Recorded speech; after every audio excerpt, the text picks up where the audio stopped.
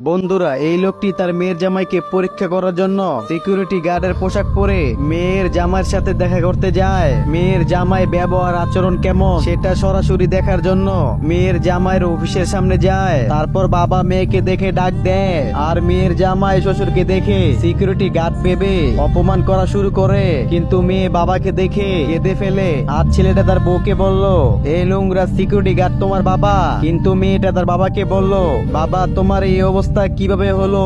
আর মেয়েটার বাবা মেয়েটাকে বলল, আমার ব্যবসা এখন আর নাই, এখন আমি সিকিউরিটি গার্ডের চাকরি করি। এই কথা বলে জামাইয়ের হাত ধরতে চায়, কিন্তু মেয়ের জামাই শ্বশুরের হাত না ধরে উল্টো মেয়েকে মেয়ের বাবাকে অপমান করতে থাকে।